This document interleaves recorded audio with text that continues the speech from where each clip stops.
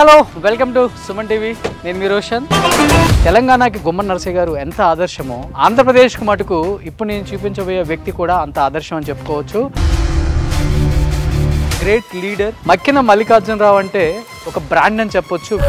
ఇప్పుడు మక్కెన గారి పేరు చెప్తే వేలల్లో ఓట్లు గుద్దే వాళ్ళు ఉన్నారంటారు. ఇంకా ముఖ్యంగా ఒక రైతుగా, ఓకే, ఒక కార్యకర్తగా ఆర్గానిక్ వ్యవసాయం కూడా ఉందండి, దాన్ని కూడా చేసుకుంటూ జాగ్రత్త. సో వాళ్ళ చేత వీళ్ళ చేత మాటలు పట్టడం ఎందుకు, ఒకప్పుడు ఒక వెలుగు వెలిగాం. జీవితం నాకు అన్నీ తప్పదు కదా సార్.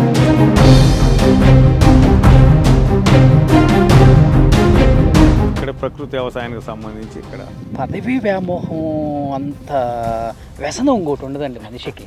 అవకాశం రానప్పుడు మనం చేయగలం. సార్, వైఎస్ రాజశేఖర్ రెడ్డి గారితో పనిచేసిన నాయకులు జగన్మోహన్ రెడ్డితో ససేమిరా అంటూనే ఉంటారు అనేది ఒక బయట ప్రచారం అయితే జరుగుతుంది. వాస్తవంగా అయితే ఈరోజు ఆ పరిస్థితి లేదు కదా. ఎమ్మెల్యేలకు అపాయింట్మెంట్లు కానీ, మాజీ ఎమ్మెల్యే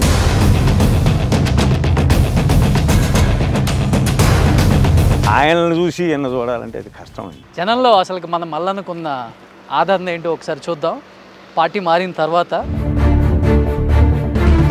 ముఖ్యంగా మీరు ఎమ్మెల్యే అయినా కానీ అవ్వక ముందుకు కానీ జీవితంలో ఇలాంటి ఒక చెడు జరగకుండా ఉండాల్సిందే, నాకు ఇంత దారుణంగా నన్ను కావాలని ఇబ్బంది పెట్టారు, భయపెట్టారు.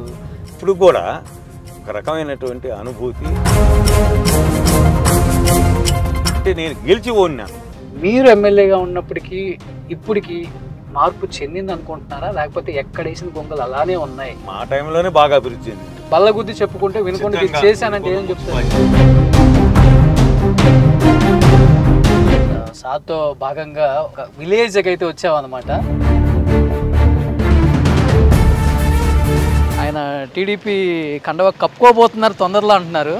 మీరేమనుకుంటున్నారు? ఇప్పుడు దాకా వైసీపీలో ఉన్నాము, ఎన్నో ఇబ్బందులకు గురైను.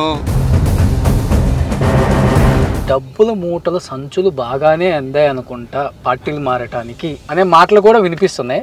దానికి ఏం సమాధానం చెప్పు? డబ్బు అనేది అంత నన్ను ప్రభావితం చేయదు. ప్రజల చందాలతో నన్ను ఎమ్మెల్యే చేశారు. లావు కృష్ణదేవరాయలు ఆయనకి ఎంపీ సీట్ రాలేదని మీరు అసమ్మతితో పార్టీ మారటం అనేది ఎంతవరకు కరెక్ట్? సార్, నాకు బాధ కలిగింది ఎక్కడంటే ఈ ఎమ్మెల్యే గారు రైతుని చెప్పు తీసుకుని కొట్టడం. ఈ బ్రహ్మనాయుడు వచ్చి మళ్ళీ లతీష్ రెడ్డిని దూషించారు. అసలు మీరెవరు ఎన్నుకోవడానికి దాంతో ఇష్టం వచ్చినట్టు. బట్ రాంబాబు సాక్ష్యం, జంగా కృష్ణమూర్తి సాక్ష్యం, జిల్లా పరిషత్ చైర్మన్ సాక్ష్యం. అంతవరకే నేను పార్టీ మారదామనుకునే దానికి కారణం కేవలం బ్రహ్మనాయుడు గారి ఇది తప్ప ఏం కాదు. మక్కిన గారి పొలం వచ్చింది, ఒకసారి పొలంలోకి వెళ్దాం. రాజకీయం వదిలిపెట్టిన తర్వాత ఆ ఫ్లేవర్ ఎంజాయ్ చేస్తున్నారు. నాకు అన్నిటికంటే అత్యంత ఇష్టమైంది సార్ ఆర్గానిక్ వరి. ఇది ప్యూర్ ఆర్గానిక్. ఆవు పచ్చకొత్తు పైన స్ప్రే చేస్తాం. అసలు దీనికి ఇంకా మందులు ఏం వాడరు, సైడ్స్ కానీ ఫెర్టిలైజర్స్ కానీ వాడడం. అదే కుటుంబంలో నుంచి ఇద్దరు వ్యక్తులు పోటాపోటీగా ఆంధ్రప్రదేశ్లో నువ్వా నేనా అని ఒకరినొకళ్ళు, నా కుటుంబం విడిపోవడానికి కారణం నువ్వే అని ఒకళ్ళంటే ఆమె మీద దూషణలు కూడా ఎక్కువైపోయాయి. షర్మిల అండ్ జగన్. వాస్తవాలు కూడా కనపడుతున్నాయి. ఈరోజు ధైర్యంగా ప్రశ్నిస్తుంది వాళ్ళ అన్న అయినప్పటికీ ముఖ్యమంత్రిని. టీడీపీ జనసేన పొత్తు అనేది అధికారం అనేది హక్కున చేర్చుకుంటుంది. ఈ రెండింటికి జనం ఆదరిస్తారనుకుంటున్నారు. ఒక వాస్తవాన్ని గమనిస్తాను, మనకు రాజధాని లేదు. 2024లో వైసీపీ జెండా ఎగరబోతుంది అనుకుంటున్నారా, లేకపోతే టీడీపీ జెండా ఎగరబోతుంది అనుకుంటున్నారా? అనిల్ కుమార్ యాదవ్ అంటే ఏమని చెప్తారు? బుల్లెట్ దిగిద్ది 2021 కంప్లీట్. ఏందండి ఆ భాష? Hi hello welcome to Suman TV. నేను మీ రోషన్. సో ఎప్పుడు ఈ ప్రాంతానికి వచ్చినా కానీ ఒక వ్యక్తిని కవర్ చేద్దామంటే నాకు షెడ్యూల్లో ఎక్కడ గ్యాప్ దొరక్క కుదరలేదండి. నిజంగా చెప్పాలంటే ఈరోజు నేను మీకు కెమెరాకి పరిచయం చేయబోయే వ్యక్తి ఆషామాషి వ్యక్తి అయితే కానే కాదు. ఎందుకంటే రాష్ట్ర రాజకీయాల్లో తనదైన శైలితో ఎన్నో మార్పులు తీసుకొచ్చిన ఒక వ్యక్తిగా చెప్పొచ్చు. ఎందుకంటే ముఖ్యంగా రాజశేఖర రెడ్డి గారి హయాంలో చేసిన ప్రతి ఒక్క వ్యక్తి కూడా వాళ్ళ స్టైల్లో వాళ్ళ మార్క్ క్రియేట్ చేసుకున్నారు అనమాట. రాజశేఖర రెడ్డి గారు ఉన్నప్పుడు ఎమ్మెల్యేగా పనిచేసి తర్వాత రాజశేఖర రెడ్డి గారు మరణించిన తర్వాత చాలామంది వ్యక్తులను మనం చూస్తూనే వచ్చాం. ఆంధ్రప్రదేశ్ కానీ తెలంగాణ కానీ రాజకీయ జీవితానికి స్వస్తి చెప్పి వాళ్ళ వ్యాపకాలు ఏవైతే ఉంటాయో పొలం పనుల బిజినెస్లు చేసుకుంటూనే ఉన్నారు. తెలంగాణకి గుమ్మడి నరసయ్య గారు ఎంత ఆదర్శమో ఆంధ్రప్రదేశ్కి మటుకు ఇప్పుడు నేను చూపించబోయే వ్యక్తి కూడా అంత ఆదర్శం అని చెప్పుకోవచ్చు. And is none other than great politician అని చెప్పకూడదు, గ్రేట్ లీడర్ మక్కిన మల్లికార్జునరావు. మక్కిన మల్లికార్జునరావు అంటే ఒక బ్రాండ్ అని చెప్పొచ్చు వినుకొండ నియోజకవర్గానికి. సో నేను చూపించే వ్యక్తి బిఫోర్ ఎమ్మెల్యే మీరు చూసే రైతు అనుకోవద్దు, ఇప్పుడు తను రైతుగా తన జీవితాన్ని కొనసాగిస్తున్నారు. ఇక్కడే తనకున్న ఫార్మింగ్లో ఇక్కడ పంట పొలాలు వేసుకుంటూ ఇక్కడే తన జీవనాధారం, ఇక్కడే తన లైఫ్ని లీడ్ చేస్తున్నారు అనమాట. సో మక్కిన గారు నమస్తే, ఎలా ఉన్నారు? నిజంగా చాలా హ్యాపీగా ఉంది మిమ్మల్ని చూడటం. ఏంటి మక్కిన గారు హ్యాపీగా ఇలా పొలం పని చేసుకుంటూ ఆవులతో గేదెలతో జీవనం కొనసాగిస్తూ ఉన్నారు. ఏంటి ఏంటి అసలుకి? ఏం లేదు సార్, ఆర్గానిక్ వ్యవసాయం చేసుకుంటూ ఈ గోమాతను సేవ చేసుకుంటూ ఓకే ప్రశాంతంగా మా ఊర్లో ఉంటూ ఓకే ప్రజలకి అందుబాటులో ఉంటూ ఓకే రాజకీయం వ్యవసాయం అన్ని చేసుకుంటూ అంతే. ఇప్పుడు మక్కిన గారి పేరు చెప్తే వేలల్లో ఓట్లు గుద్దే వాళ్ళు ఉన్నారంటారా? ఇంకా అభిమానించే వాళ్ళు అయితే ఉన్నారు. ముఖ్యంగా ఒక రైతుగా, ఓకే ఒక కార్యకర్తగా ప్రజలకు అందుబాటులో ఉండు ప్రజల సమక్షంలో ఉండేటటువంటి వ్యక్తిని. ఓకే.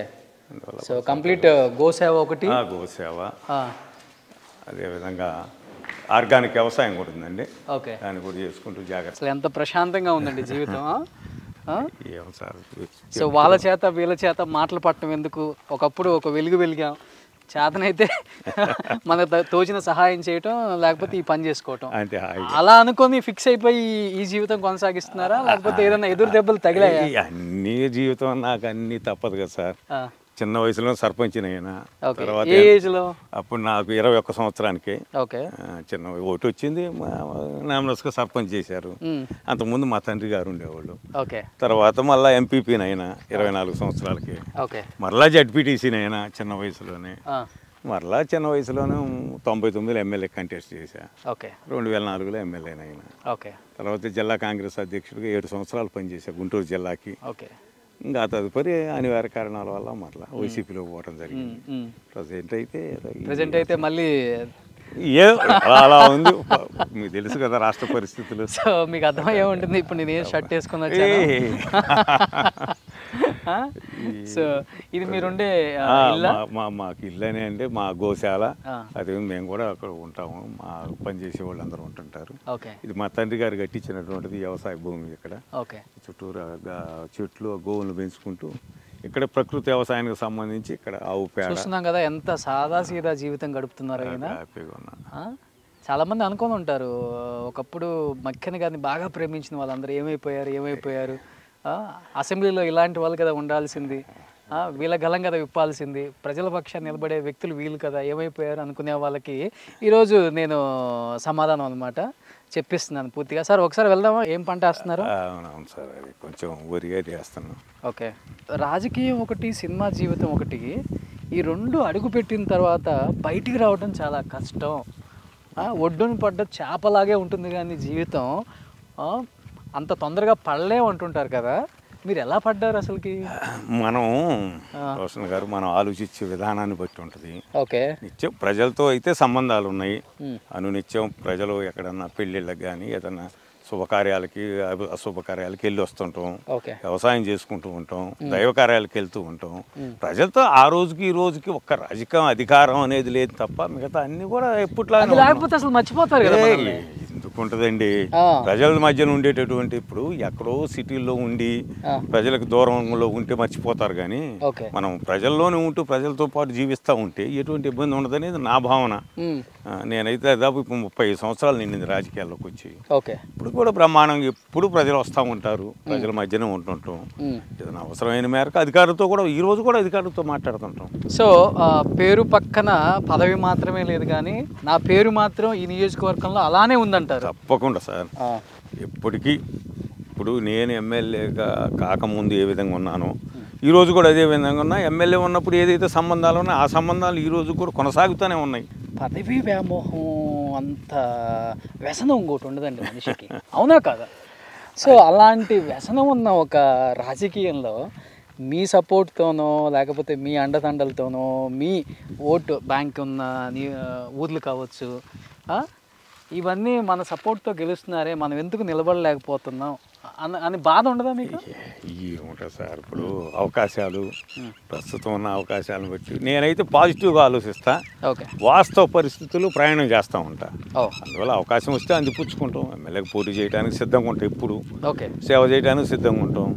కాకపోతే అవకాశం రానప్పుడు మనం చేయగలిగింది ఏమన్నా మన పని మనం చేసుకుంటూ ప్రజలకు అందుబాటులో ఉండటం అనేది దైనందిన కార్యక్రమం. ప్రతిరోజు ఆ కార్యక్రమాన్ని నిర్వహించుకుంటూ వెళ్తూ ఉంటాం. అంటే ఒక ఎమ్మెల్యే కదా, చుట్టుపక్కల పొలాలు వాళ్ళు చూసినప్పుడు మీరు కూడా పొలం పని చేస్తున్నప్పుడు వాళ్ళ ఫీలింగ్ ఏంటి ఫస్ట్? నేను ఎమ్మెల్యేకి ఉన్నప్పుడు కూడా పొలం వెళ్తాను రోజు. అప్పుడు వెళ్ళేది వేరు, ఇప్పుడు చేసేది వేరు కదా. ఉంటాయండి. మా మల్లికార్జునరావు అంటారు, మా 5-6 గ్రామాలలో మల్లయ్య అని కూడా పిలుస్తారు. ఏం లేదా అది నన్ను మల్లికార్జునరావు మల్లయ్య లాగానే ఒక రైతుగానే చూస్తారు ఈ ఈ ప్రాంతంలో ప్రజలు. పెద్దగా ఎమ్మెల్యే అని కూడా నన్ను అనుకోరు. మక్కిన మల్లికార్జున గారు సార్, ముఖ్యంగా చెప్పాలంటే మీరు 2009లో రాజశేఖర రెడ్డి గారి హయాంలో ఉన్నప్పుడు ఎమ్మెల్యేగా పనిచేశారు వినుకొండకి. 4 నుంచి 9 వరకు సార్. 4 నుంచి 9 వరకు చేశారు. అండ్ తర్వాత మనకి జీవి ఆంజనేయులు గారు 2 సార్లు కంటిన్యూగా గెలవడం జరిగింది. తర్వాత బొల్లా బ్రహ్మనాయుడు గారు.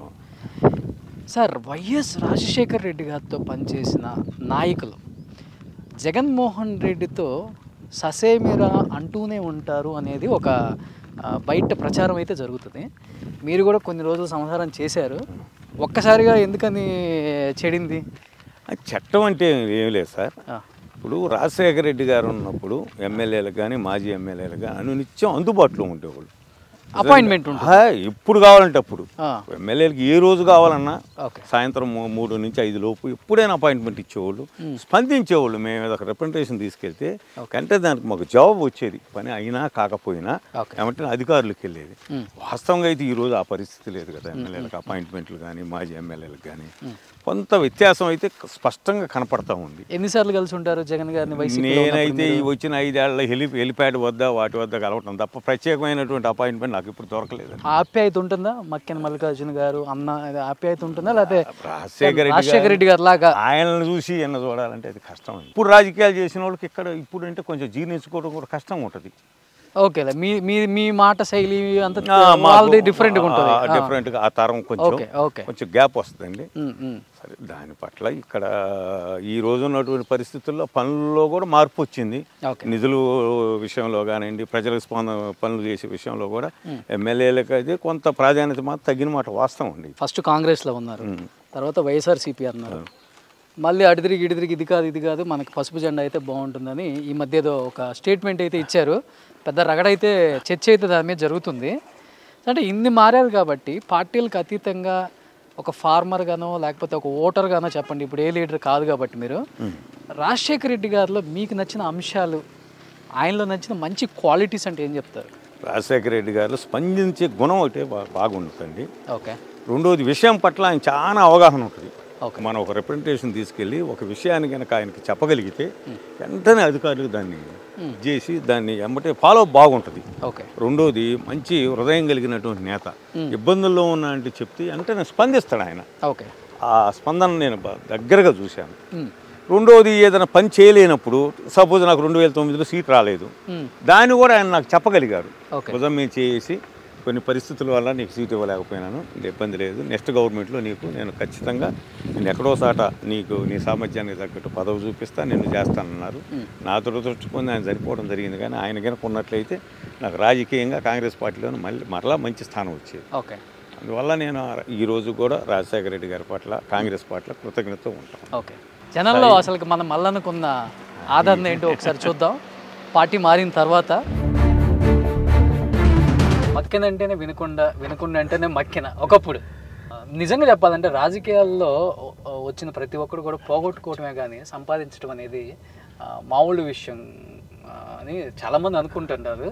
కానీ మీ విషయంలో ఏం జరిగింది సార్? మా తండ్రి గారు, నేను పుట్టే ఊరికి మా తండ్రి గారు సర్పంచ్గా ఉన్నారు. ఒక 30 ఎకరాల రైతు ఆయన. నాన్నగారు వాళ్ళు 4 అన్నదమ్ములు. దాన్ని మీరు 300 చేశారా లేకపోతే 3 ఎకరాలు చేశారా? మా నాయన ఉన్నప్పుడే, మా నాయన ఇప్పుడు చనిపోయి 7 సంవత్సరాలు అయింది. మా నాయన గారు ఉన్నప్పుడే చిన్న వ్యాపారం ఉండేది, వ్యవసాయం చేస్తా. ఆయన సంపాదించిన తప్ప నేను ప్రత్యేకంగా చేసేది ఏమి లేదు. నేను పోగొట్టింది లేదు, సంపాదించింది లేదు. ఆయన ఏదైతే వదిలిపెట్టాడో ఆ వ్యవసాయం, ఆ ఆవులు, ఆ రాజకీయం అని అదే జాగ్రత్తగా కొనసాగిస్తూ ఉంటున్నాను. ముఖ్యంగా మీరు ఎమ్మెల్యే అయినా కానీ అవ్వక ముందుకు కానీ జీవితంలో ఇలాంటి ఒక చెడు జరగకుండా ఉండాల్సిందే, నాకు ఇంత దారుణంగా నన్ను కావాలని ఇబ్బంది పెట్టారు, భయపెట్టారు, నన్ను ఆర్థికంగా చితక కొట్టాలని చూశారు ఈ వ్యక్తులు అనిపించిన విషయం అంటే ఏమని చెప్తారు? 99లో కౌంటింగ్లో ఎన్నికల సమయంలో నాకు ఒక పెద్ద ఇప్పుడు కూడా ఒక రకమైనటువంటి అనుభూతి ఆ రోజు జయప్రకాష్ నారాయణ గారు కూడా చెప్పడం జరిగింది. నాకు హస్తం గుర్తు మీద 1725 ఓట్లు తంబు ఇంప్రెషన్ వేశారు. ఆనాడు టీడీపీ యలమందరావు గారు 215 ఓట్లు వేశారు. అంటే నేను 1500 ఓట్ల మెజార్టీతో నేను గెలిచాను. కానీ టెక్నికల్గా చూస్తే ఈ హస్తం గుర్తు మీద వేసినటువంటి ఓటు చెల్లల. అప్పుడు నేను 800 ఓట్లతో ఓడిపోవడం జరిగింది. అది నా జీవితంలో ఆశ్చర్యకరమైన సంఘటన. అంటే నేను గెలిచి ఓడినాను. అది ఎప్పుడు నా జీవితంలో మర్చిపోలేనటువంటి సంఘటన ఏదైనా ఉందంటే అదే అండి. సరే, ఇంకా మిగతా సంతోషం అంటే 2004లో ఎమ్మెల్యేగా గెలిచా. చాలా పనులు చేయగలిగిన మా ప్రాంతానికి కానీ ప్రజలకు కానీ సంతోషంగా. అంటే 5 సంవత్సరాల కాలంలో కూడా నేనైతే ఎమ్మెల్యే పదవిని ఒక రకంగా చాలా ఆస్వాదించానండి. ప్రజలకు పనిచేసేదాన్ని నిత్యం ఉదయం 5 గంటలకు లేచి సాయంత్రం 10 గంటల వరకు కూడా కలెక్టర్తోనూ, మంత్రులతోనూ, అధికారులతోనూ, ప్రజలతోనూ ఎప్పుడు నిత్యం అందుబాటులో ఉండేవాడిని. నాకు ఆ రోజు ఒక ఈనాడు వాళ్ళు సర్వే కూడా చేస్తే ప్రజలకి గుంటూరు జిల్లాలో అందుబాటులో ఉన్న ఎమ్మెల్యే ఎవరు అంటే నాకు మొదటి స్థానం ఇచ్చారు. అంటే అంత అందుబాటులో ఉండేవాడిని. నక్సలైట్ సమస్య ఉన్నప్పుడు కూడా అదే కదా సార్, ఇప్పుడు నక్సల్స్ ప్రభావిత ప్రాంతం అంటే ఈ ఏరియానే ఉన్నారు, బొల్లాపల్లి మండలం. ఎప్పుడు బెదిరింపులు రావటం కానీ చంపేస్తామని చెప్పడం కానీ, ఎంపీపీ గారిని కూడా చంపడం జరిగింది. రామిరెడ్డి నేను ఎమ్మెల్యే కొన్నా, వారు ఎంపీపీ కొన్నారు. ఎలా సార్? తుపాకులతో పేల్చారా, బాంబులతో పేల్చారా? తుపాకులతో ఇంటికి వచ్చి కాల్చారు వినుకొండ టౌన్ లో. నా ఇంటికి దగ్గరలోనే ఉండేది ఇల్లు కూడా. ఆ తర్వాత ఐజీ ఇంటెలిజెన్స్ అరవిందరావు గారు నన్ను పిలిపించి మాట్లాడటం జరిగింది. కన్నా లక్ష్మీనారాయణ గారు నన్ను అరవటం జరిగింది. నువ్వు వినుకొండ ఇట్టి పరిస్థితులు ఉండటానికి లేదు, గుంటూరు కానీ హైదరాబాద్ కానీ షిఫ్ట్ చేయమన్నారు మా ఫ్యామిలీని. నేను ఒప్పుకోవాలి. ఏది ఏమైనా నేను ఇక్కడే ఉండాలి, ఈ ప్రజల మధ్యలో ఉండాలి. నేనే తప్పు చేయనప్పుడు సరే జరిగితే జరిగిద్దని ఒక్కరోజు కూడా నేను బయటికి వెళ్లకుండా వినుకొండలోనే ఉన్నా. భార్య బిడ్డలతో వినుకొండలోనే ఉంటే వ్యవసాయం చేసుకుంటూనే ఉన్నా. అలాంటి క్లిష్ట పరిస్థితుల్లో కూడా ప్రజల మధ్యలో ఉన్నా కాబట్టి నాకు పెద్దగా అనిపించదు. అయితే ఆ రామిరెడ్డి గారు చంపిన సంఘటనలో మాత్రం చాలా బాధ వేసింది. చాలా దారుణం కదా. టౌన్లోకి వచ్చి ఇంట్లోకి వచ్చి చంపటం. అతను కూడా ప్రజల మధ్యలో ఉన్నటువంటి వ్యక్తి, చెడ్డ వ్యక్తి కాదు, పైగా సంపాదించుకున్న వ్యక్తి కాదు. మరి ఎందుకు సార్ చంపడానికి? అంటే వాళ్ళ ఐడెంటిఫై కోసం. ఆ రోజు వాస్తవంగా నేను వస్తే లేపేస్తాం, మేమున్నాం. రాజశేఖర రెడ్డి గారు ముఖ్యమంత్రి ఉన్నప్పుడు వాళ్ళ ఐడెంటిటీ కోసం మేము నక్సలైట్లు ఉన్నాం ఈ ప్రాంతంలో అని చెప్పేదానికోసమే ఆ ఎంపీపీగా ఉన్నటువంటి ఎంపీపీ పదవే పాపం ఆయనకి మరణానికి కారణం. ఆ రోజు నేనేమాత్రం దొరికినా నన్ను కూడా ఖచ్చితంగా వాళ్ళకి ఏముంది, నేనేంటి ఒక కాంగ్రెస్ పార్టీ పదవిలో ఉన్నటువంటి వ్యక్తిని కనుక మనం చంపగలిగితే సంచలనం అవుతుంది. దానికోసమే రామిరెడ్డి గారిని చేశారు తప్ప పాపం రామిరెడ్డి దుర్మార్గుడు కాదు, సంపాదించుకున్న వ్యక్తి కాదు, ఆ సుగాలీలు కానీ ప్రజలకు అందుబాటులో ఉన్న వ్యక్తి. అప్పుడు మాత్రం బాగా బాధేసింది. నా జీవితంలో బాధాకరమైన సంఘటన ఏంటంటే అది, ఆశ్చర్యకరమైన సంఘటన 99. అది ముఖ్యంగా వెనుకబడిన ప్రాంతం అంటే గుంటూరు జిల్లాలో వెనుకొండ అని చెప్పుకోవచ్చు. ఎందుకంటే అట్టడుగు బాగాన చివరి ఉంది, పెద్దగా ఎవరు పట్టించుకోరు. వచ్చిన నాయకులు కూడా ఏముందులే, ఏం చేస్తాంలే, చూద్దాంలే అనే నాయకులే. కానీ ఇప్పటి వరకు కూడా ఈ ప్రాంతానికి న్యాయం చేసిన వాళ్ళు కనిపించారు అంటే కనిపించలేరు అని చెప్పొచ్చు. మీరు ఎమ్మెల్యేగా ఉన్నప్పటికీ ఇప్పటికి మార్పు చెందింది అనుకుంటున్నారా, లేకపోతే ఎక్కడేసిన గొంగలు అలానే ఉన్నాయి, ప్రజలు ఇబ్బందులు పడుతూనే ఉన్నారు అనిపించిందా మీకు? కొంతమేరకు మార్పు వచ్చిందండి. జీవి టైంలో కానీ బొల్లా టైంలో కానీ కొంతవరకు మా టైంలోనే బాగా అభివృద్ధి చెందింది. అది నేను గర్వంగా చెప్తాను. బల్లగుద్ది చెప్పుకుంటే మున్సిపాలిటీని చేసాం. వినుకొండ మంచినీటి పథకాన్ని అభివృద్ధి చేసి మంచినీళ్ళు అందించగలిగాం. ఇరిగేషన్ పరంగా కూడా ఇప్పుడు మీకు చూస్తారు, పెదకంచెల చెరువుకు సంబంధించి కూడా 2.5 కోట్ల నిధులు తీసుకొచ్చి ఈ రోజున మీకు ఆశ్చర్యకరమైన సంఘటన ఏంటంటే నాగార్జున సాగరు మనకి వాటర్ లేనప్పటికీ ఇక్కడ 6 గ్రామాలకి వరి పండించుకునేటువంటి అవకాశాన్ని ఈ రోజున రాజశేఖర రెడ్డి గారి ప్రభుత్వంలో చేపట్టినటువంటి అభివృద్ధి మూలంగా ఈ రోజున మాకు వరి పండింది. అది కూడా మీకు చూపిస్తామండి. వాళ్ళకు మన బిజీ కానీ ఇవన్నీ ఇట్లాంటి సంఘటనలన్నీ జరిగి ఉన్నాయి. బుల్గమ్మ అంటే మన ఈ నందపనేని రాజ్ కుమార్ గారు కట్టించిన అది ఒక బ్రిడ్జి ఉంది, దాంతో పాటు మాది కూడా ఒకటి ఉంది. సార్తో భాగంగా ఒక విలేజ్కి అయితే వచ్చామన్నమాట. సో ఆయన ఏ పార్టీలో ఉంటే బాగుంటుంది, ఆయన ఉన్నప్పుడు ఏం చేశారు, అసలు వాళ్ళ రెస్పాండ్ ఏంటి ఒకసారి చూద్దాం. మీరందరేమో వీళ్ళని బాగా ఇష్టపడుతుంటారు నాయకుల్ని. నాయకులేమో ఏదో ఒక మంచి ఆలోచన వచ్చేలోపు ఒక్కొక్క కండవ మారుస్తుంటారు కదా. అంటే ఆయన నేను తప్పు పట్టట్లేదులే, కానీ ఏమనిపిస్తుంది ఆయన ఒక పార్టీ మారుతానని ఒక స్టేట్మెంట్ ఇవ్వటం అనేది పెద్ద రగడైపోయింది. ఇప్పుడు ఆయన టీడీపీ కండవ కప్పుకోబోతున్నారు తొందరలో అంటున్నారు. మీరేమనుకుంటున్నారు? మేమేమనుకుంటున్నాం, ఇప్పుడు దాకా వైసీపీలో ఉన్నాము, ఎన్నో ఇబ్బందులకు గురైను, మాకు నచ్చలేదు, మారాలని అనుకుంటున్నాం. నా అభిప్రాయం నేను చెబుతున్నా. ఓకే, మరి మిగతా వాళ్ళ అభిప్రాయం నాకు తెలియదండి, మా వాళ్ళని అడుగుతుంది. మీ నాన్నగారా? మా నాన్నగారు. ఏం పేరండి? చిన్నరామయ్య గారు. అది రాజశేఖర రెడ్డి గారి దగ్గర మేము వేసుకున్నాం అందరం. Okay okay okay, Makkina Chinnaramaiah గారు. వీళ్ళు మా ఒడే రాజులు అందరూ కలిసి వేసుకున్నారు వాళ్ళు సొంతంగా. అభిమానం ఉండి ప్రేమతో వేసుకుంటున్నాం. 84లో ఆయన కాలనీ కట్టించాడు. ఓకే, మన ఆయన గారు సర్పంచ్ ఉంది, నాన్ సర్పంచ్. అప్పుడున్న టైంలో నేను చేశాను. ఓకే,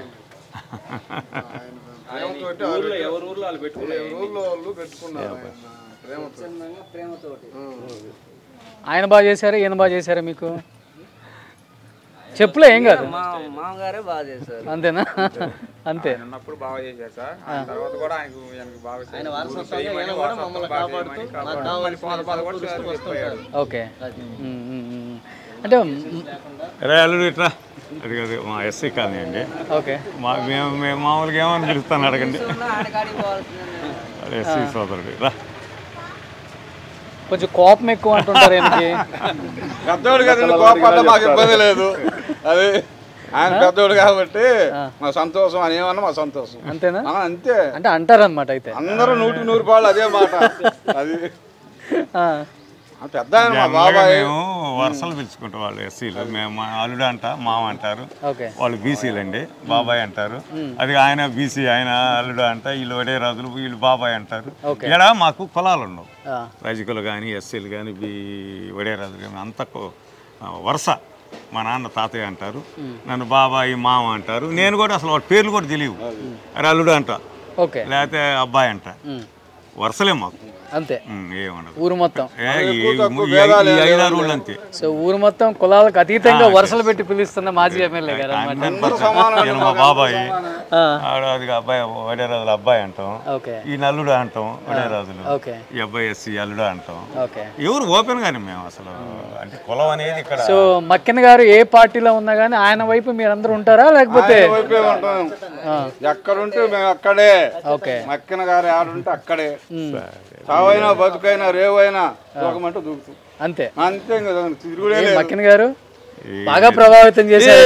లేదండి, మేము చిన్నవాళ్ళం సార్. ఏముంటుంది మా పిల్లలంతా ఏది వీళ్ళంతా మా పిల్లలండి. ఏముంది జాగ్రత్తగా. మక్కిన గారు చూస్తే జనంలో అయితే ఏమాత్రం ఆదరణ తగ్గలేదు. ఏదో మా మక్కిన, మా అన్న, మా బాబాయ్, మా మామయ్య అంటున్నారు. బట్ కొన్ని చోట్ల అయితే కొన్ని వినాల్సి వస్తుంది సార్. డబ్బుల మూటలు సంచులు బాగానే అందాయి అనుకుంటా పార్టీలు మారటానికి.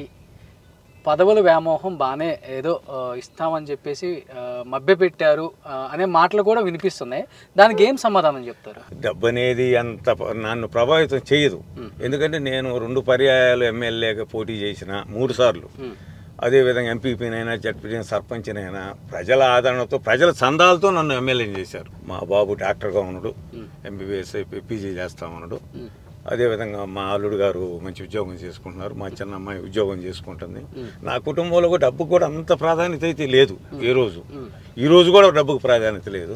డబ్బు కోసం ఏం పర్లాడాల్సిన అవసరం కూడా లేదు. డబ్బు లేదే రాజకీయం లేదు కదా. నా రాజకీయం డబ్బుతో ముడిపడలేదుగా. నా రాజకీయం తప్పకుండా చందాలు ఇచ్చి ఓట్లు వేసి నన్ను గెలిపించారు. ఆ కృతజ్ఞత నాకుంది. అంటే ఒక మాట అయితే అన్నారు సార్, లావు కృష్ణదేవరాయలు ప్రెసిడెంట్ నర్సరావుపేట ఎంపీ, ఆయనకి ఎంపీ సీట్ రాలేదని మీరు అసమ్మతితో పార్టీ మారటం అనేది ఎంతవరకు కరెక్ట్? నేను 5 సంవత్సరాల నుంచి ప్రభుత్వాన్ని గమనిస్తున్నా, ఇక్కడ ఎమ్మెల్యే పనితీరును గమనిస్తున్నా. అసలు నాకు బాధ కలిగింది ఎక్కడంటే, ఈ ఎమ్మెల్యే గారు నా సమక్షంలో శ్రీకృష్ణదేవరాయల సమక్షంలో రైతుని చెప్పు తీసుకుని కొట్టబోయాడు ఏలుపూర్లో స్వగ్రామంలో. ఎందుకంటే వడ్ల రేటుకు సంబంధించి మేమందరం ఒక కార్యక్రమానికి హాజరైనాం. ఎంపీ గారు కృష్ణదేవరాయలు గారు, ఎమ్మెల్యే బ్రహ్మనాయుడు గారు, నేను, ఆ ఎంపీపీలు అక్కడ ఉన్నటువంటి ఎంపీపీ, ఒక ఎంపీటీసీ సభ్యుడు వాళ్ళ తండ్రి గారు మరణిస్తే దినానికి పిలిచాడు మమ్మల్ని. అక్కడ రైతు భరోసా కేంద్రంలో మేము కూర్చున్నప్పుడు ఈ వడ్లకు రేట్లు లేవు కాబట్టి మీరందరూ ఏం చేస్తున్నారని ఒక రైతులు ప్రశ్నిస్తారు.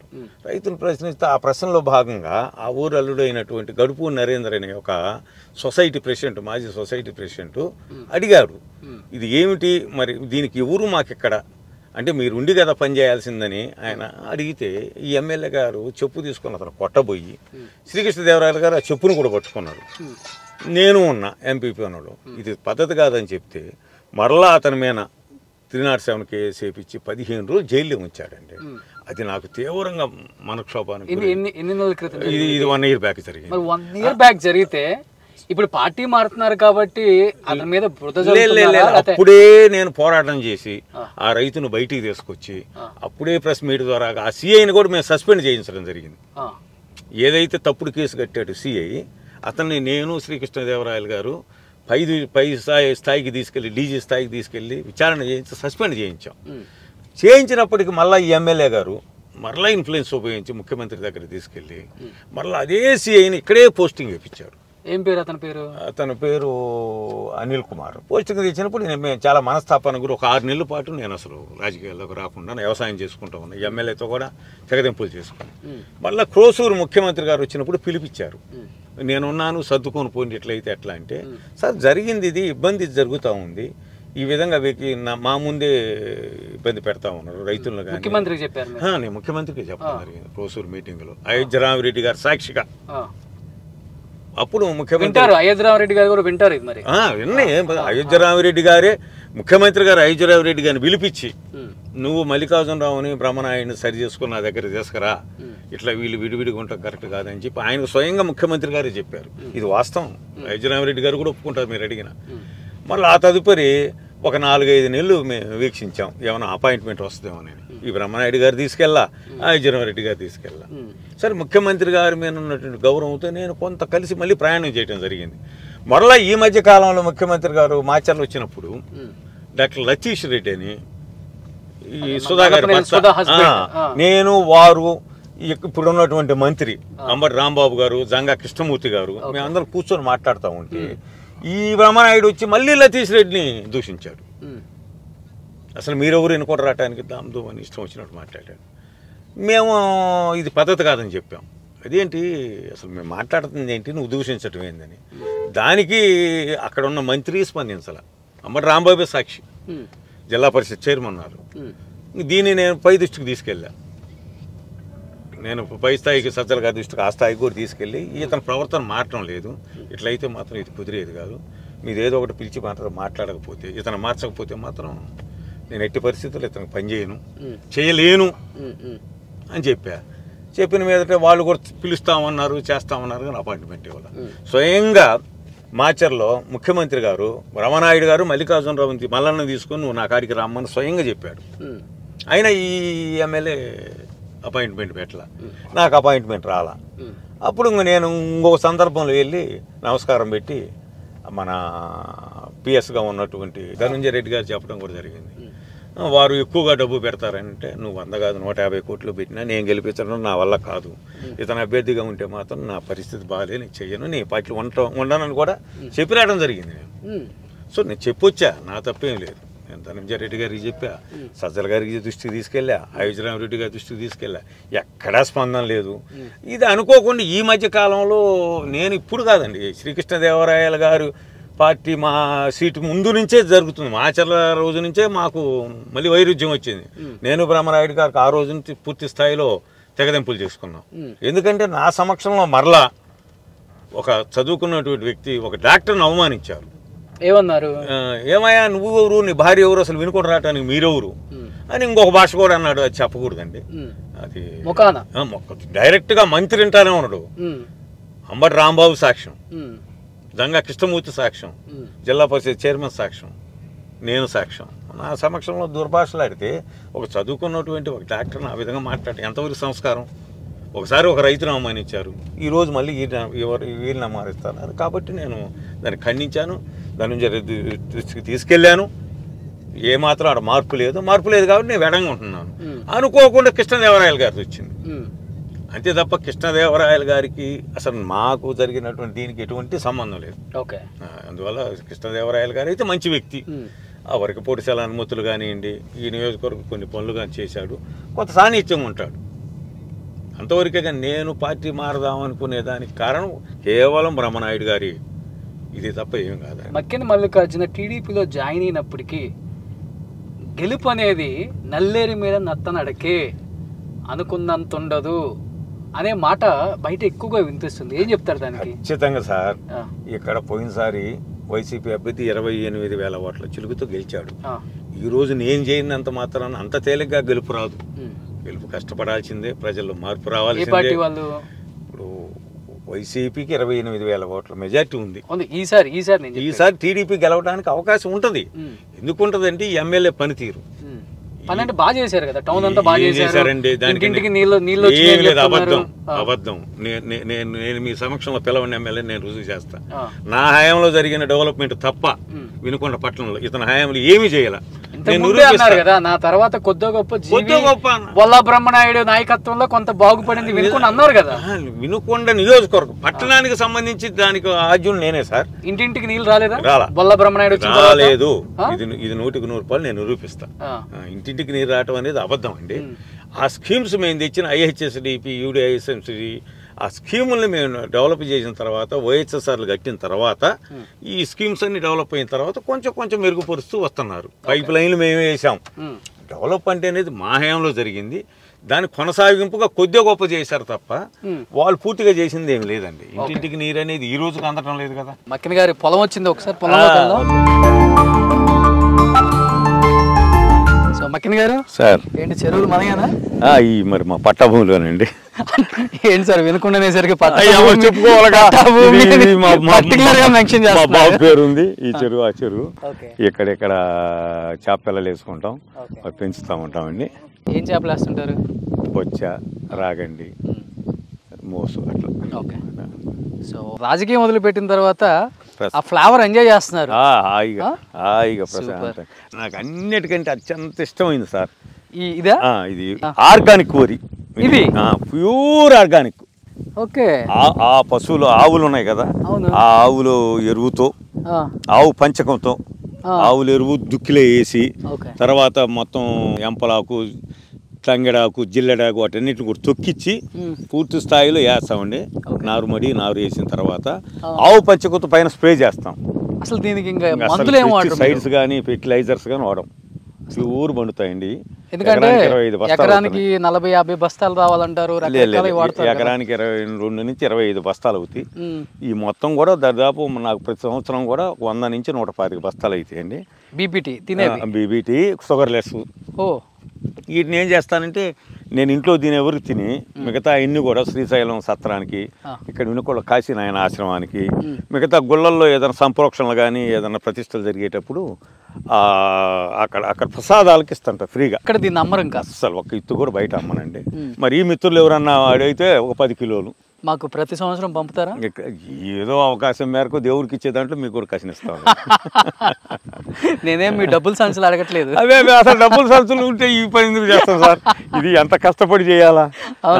ఇప్పుడు టైం కుదిరిద్దా సార్ మీకు ఇంత ఆర్గానిక్ ఫార్మింగ్ చేయాలంటే? పెద్ద ఇబ్బంది హెల్ప్ చేస్తారా? మా ఆవిడ హెల్ప్ చేస్తుంది. మాకు ఉన్నారు కదా పిల్లలు, అది మా జీతగాళ్ళు ఉన్నారు. అదిగో మా సొంత ట్రాక్టర్ ఉంది, ఇక్కడే ఉంచుతాము. అవసరమైనప్పుడు నేను కూడా ట్రాక్టర్ వ్యవసాయం చేస్తా. గోవులు ఉన్నాయి, ఇబ్బంది ఏమో సార్. అంత బ్రహ్మాండంగా యాక్చువల్గా ఇవాళ సార్ని కొంచెం షూట్ ఉంది కాబట్టి కొంచెం ఈ గెటప్ లోనే ఉన్నారు. మనం చెప్పకుండా వస్తే ఏ గెటప్ లో ఉంటారో ఊహించుకోండి ఒకసారి. మామూలు నేను ఎట్లయినా మామూలుగా ఉంటా కదా. అదే ఈ పొలం పని చేసుకుంటూ హ్యాపీగా కండ ఇప్పుడు పొలం వచ్చేటప్పుడు కండ వేసుకొని వస్తా. ఇది మా వాళ్ళు అందరికీ తెలుసు. ప్యాంటు ప్యాంట్లో వస్తా, అది ఎప్పుడో వస్తే పొద్దున్న పంచి కట్టుకొని మళ్ళీ ఆడ పంచి కట్టుకొని వస్తా. ఏ న్యాచురల్గా సార్ ఏముంది. ఇక్కడేమో అది కాదు జామాయిలు వేసాం సార్ ఈ సంవత్సరం ఐటీసీ వాళ్ళు మొక్కలు తీసుకొచ్చి ఆ పొలం ఆ భూమిని కూడా బాగు చేసి జామాయిలు వేసాం. ఇంతకుముందు సుబాబులు జామాయిలు వేస్తే తీసేసి మళ్ళీ 2-3 సంవత్సరాలు పెసర కంది ఆ పంటలను మార్పిడి చేసి మరలా జామాయిలు వేసాం. కొంచెం డిమాండ్ వచ్చింది ఒకటి. అదంతా మీదే? అది మాదండి. అక్కడ చూడండి, ఆర్గానిక్ పంటకి ఆర్గానిక్ పంట కాదు ఇది. ఇది కూడా ఆర్గానిక్ సార్, ఇది కూడా ఆర్గానిక్ ప్యూర్. దానికి దీనికి చాలా ఇది ఒక వెరైటీ, ఇది ఒక వెరైటీ. అది మార్పు ఉంది, ఇత్తనం మార్పు కదా సార్. ఇంత ఆర్గానిక్ పంటలు పండించే వ్యక్తులు మీరు ఇప్పుడేమో కలుషితం అయిపోయిన రాజకీయం మొత్తం ఎలా జీర్ణించుకుంటున్నారు అసలు? సార్ మనం కలుషితం కాకుండా రాజకీయం కూడా కలుషితం కాదు. ఇప్పుడు మనం మళ్ళా ఉంటే మన నచ్చేవాళ్ళు మన దగ్గరకు వస్తారు, మన నచ్చిన వ్యక్తులకు మనం అసలు ముందు మనం డైజెస్ట్ చేసుకోవాలి కదా ఒక మాట అన్నా. అంటే నేను ఏదన్నా అన్ని అబద్ధాలు చెప్పను, ఏదన్నా ఎవరన్నా వాస్తవాన్ని కనుక నా మీద చెప్తే అంగీకరిస్తా.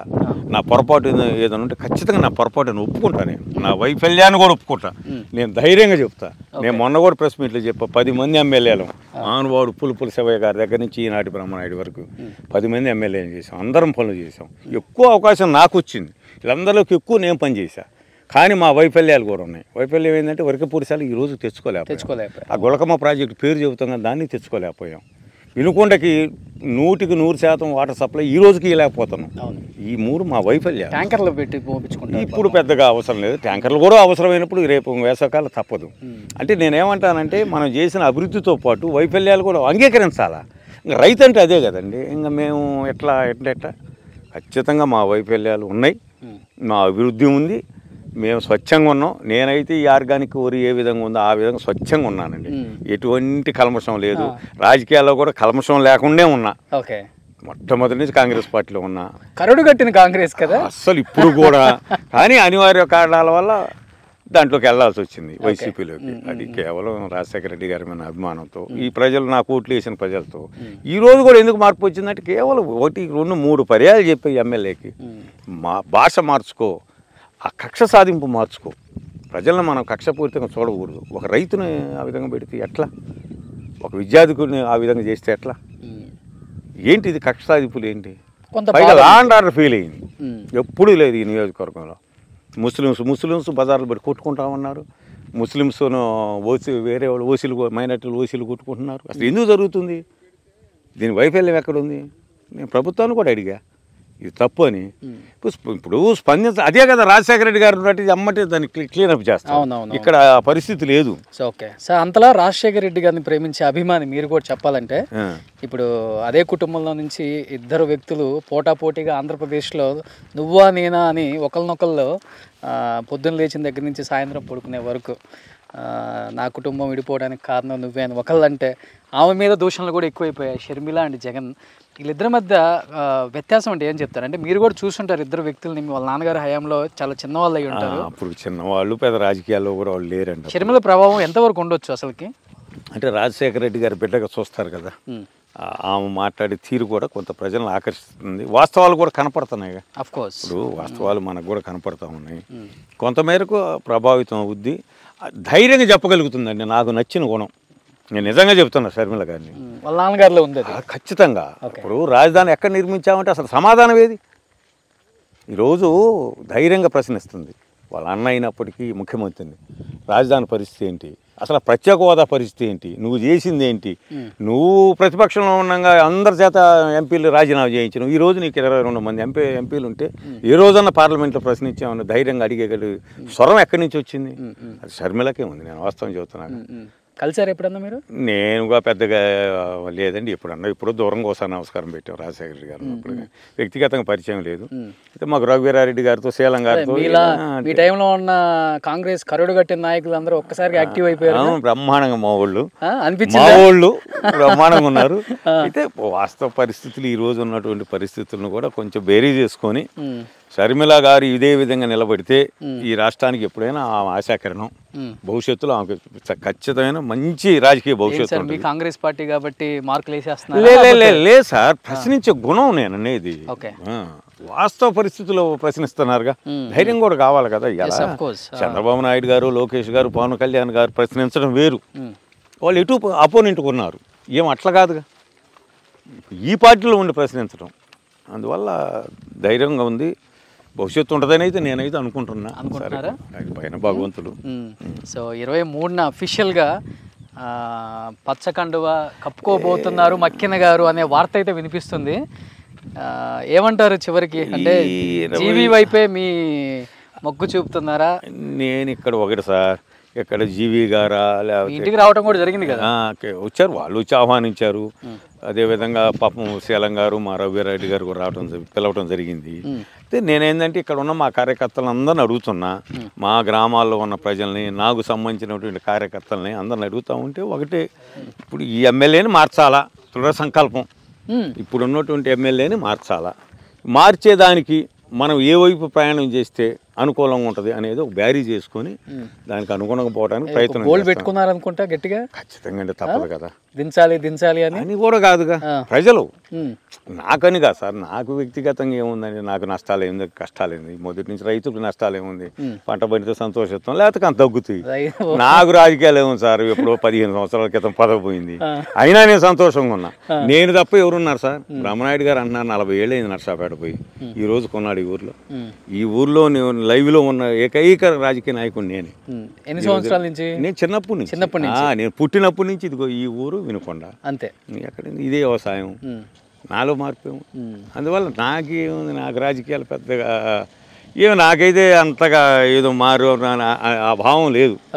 కాకపోతే ప్రజల్ని ఇంత ఇబ్బందులు పెడుతున్నారు, ఇంత దుర్భాషలు ఆడుతున్నారు, ఇంత దుర్మార్గంగా వ్యవహరిస్తున్నారు. ఏంటి మేము చేసిన పదవులే కదా అవన్నీ. మేము ఆ రోజు ఆ విధంగా లేమే, కనీసం ఆంజనేయులు గారు ఆ విధంగా లేడే, మరి యలమందరావు గారు ఆ విధంగా లేడే. ఈరోజు ఎందుకు ఈ పరిస్థితి వచ్చింది? కాబట్టి ప్రజలకు వివరించి ఇతన్ని ఖచ్చితంగా మారిస్తే ఈ ప్రజలు కనీసం ముందు సుఖశాంతులను లా అండ్ ఆర్డర్ ఉంటుంది. ముందు సుఖశాంతులతో ఉండే లా ఆర్డర్ అంటుంటే తర్వాత ఈ సంక్షేమం అభివృద్ధి తర్వాత అండి. అసలు ముందు భయంగా బ్రతికితేట సార్. అమ్మో ఎమ్మెల్యే వస్తున్నట్టు, పులి వస్తున్నట్టు చూస్తుంటే ఎమ్మెల్యే గారు వస్తున్నారు, ప్రజలు మన వైపు పరిగెట్టాలి. కానీ పేద ప్రజలైనా రావాలా, పిల్లవాళ్ళకి భయపడితే ఎట్లా? ఈరోజు భయం, ఒక రకమైన భయానక అంటే ఏం లేదు. పోలీసులు సార్ కేసులు పెడతారు. ఎందుకు లేదు సార్, ఇప్పుడు కనపడతా ఉంది కదా, నేను చెప్పే కదా, రైతును పెట్టిన దాంతో ఎంత భయభ్రాంతులు అయ్యారు. నిన్న లతీష్ రెడ్డి గారిని తిట్టడం ఏంటి, అంతకుముందు ఇంకో మైనార్టీ సోదరుని చేయటం ఏంది, అసలు రోడ్డు మీద పడి కొట్టుకోవటం ఏందండి. టీడీపీ వాళ్ళు ధర్నా చేస్తూ ఉన్నారు, నడి రోడ్డు మీద పడి వాళ్ళు కొడతా ఉంటే తలకాయలు బగులుతూ ఉంటే రైతు గంగినేని అంజయ్ అనే పెద్ద రైతు, మంచి రైతు, తలకాయ నిలువున పగిలిపోయింది. అతను పోయి ఎక్కడో పక్కన నిలబడితే మరి ఎట్లా ఇది? దాన్ని కూడా సమర్థించుకుంటే ఎట్లా?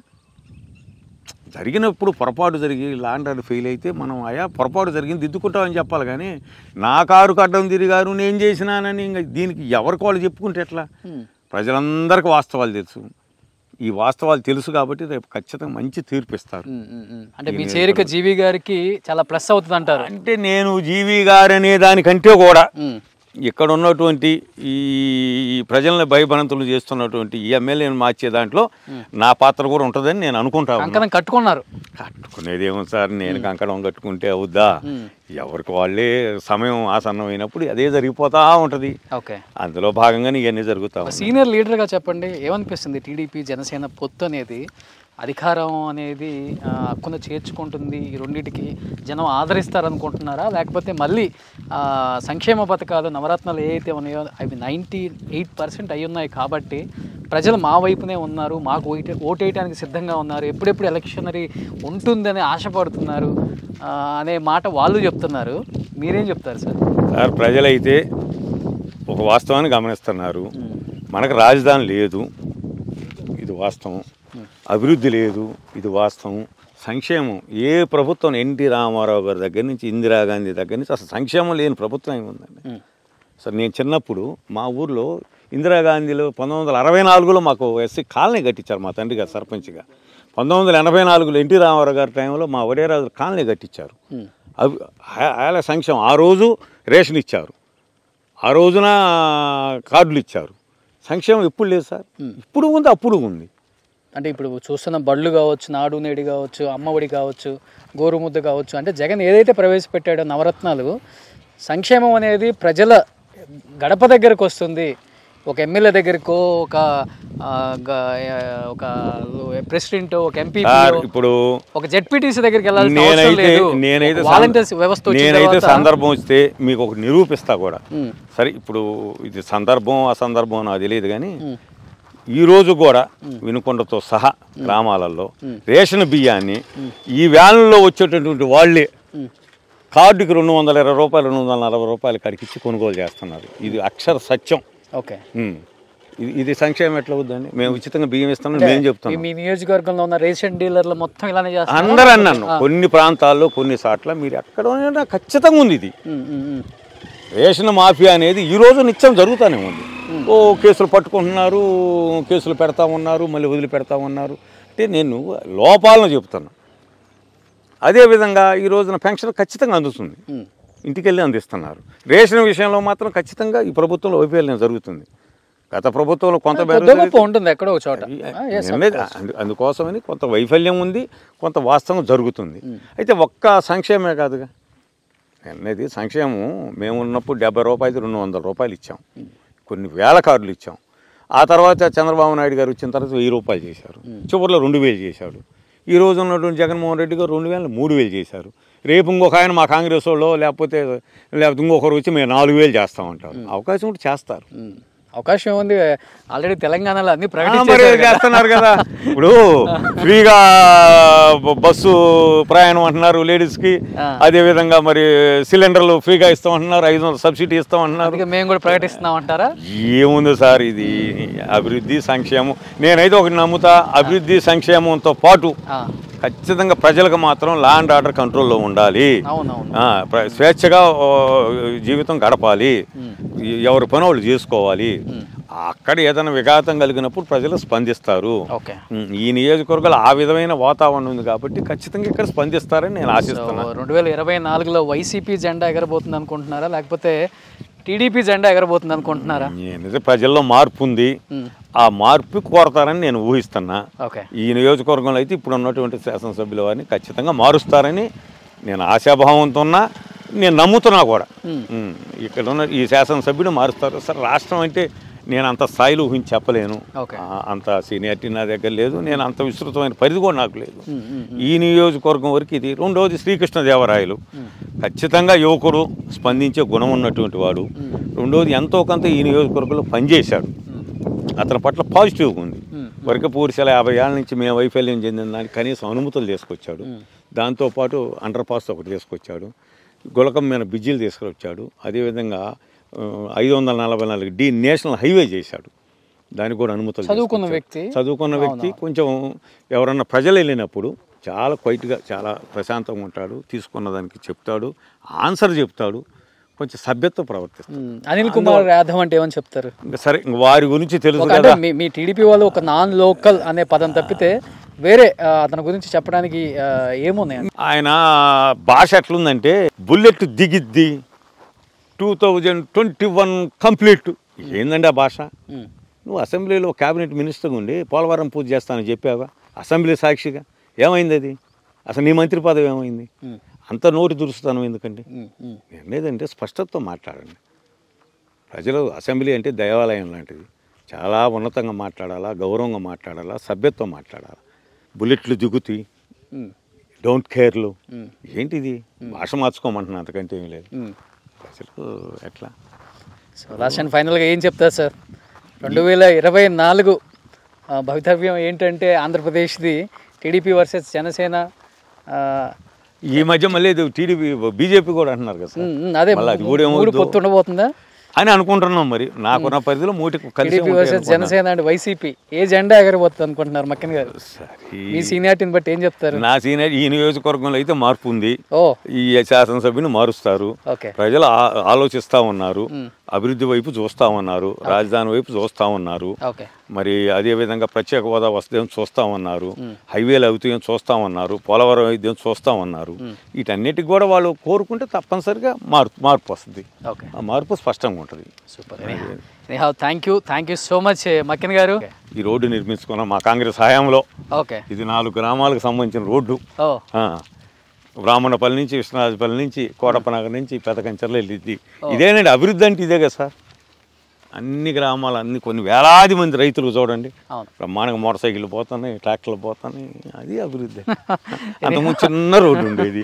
అది ఎందుకంటే ఆ చెరువు నేను శాసనసభ్యుడిగా ఉన్న సమయంలో 2.5 కోట్లు మాగంటి బాబు గారు ఆయన ఇరిగేషన్ మినిస్టర్గా ఇచ్చారు రాజశేఖర రెడ్డి గారి మంత్రివర్గంలో.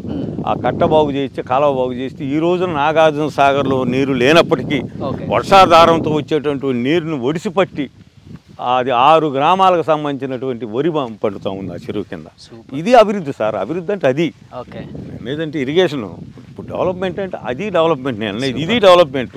సో ఈరోజు అంటే నిజంగా చెప్తున్నాను సార్, ఒక రాజకీయ నాయకుడి కన్నా కూడా ఒక రియల్ రైతుని చూశాను నేను. వాస్తవమే సార్. అంటే ఫ్యాక్ట్ సార్. ఇప్పుడు నేను ప్రాక్టికల్గా రోజు వ్యవసాయం చేసుకుంటూ చిన్నప్పటి నుంచి వ్యవసాయం చేసుకుంటూ ఉన్నా కదా. దాంట్లో మా తండ్రి గారు వారసత్వంగా సర్పంచ్నైనా ఎంపీపీనైనా ఏదో అయిపోయింది అది రొటీన్. సో నిజంగా thank you so much Makkina గారు. ఏలే సార్, మీలాంటి వారు మీ సుమన్ టీ ద్వారా వాస్తవాల్ని ప్రజలకు అందిస్తున్నారు. చాలా సంతోషం. ఈరోజు కూడా మంచి సమయాన్ని మంచి ప్రకృతి టైంలో ఇచ్చి అసలు నేను ఈ మధ్యకాలంలో తిరిగిన ఏరియాలలో ఈ ఏరియా నాకు బాగా నచ్చింది. ముఖ్యంగా ఈ పచ్చదనం, పరిశుభ్రత, ఆర్గానిక్ ఫార్మింగ్ ఎవరు చేస్తున్నారు ఈ రోజుల్లో?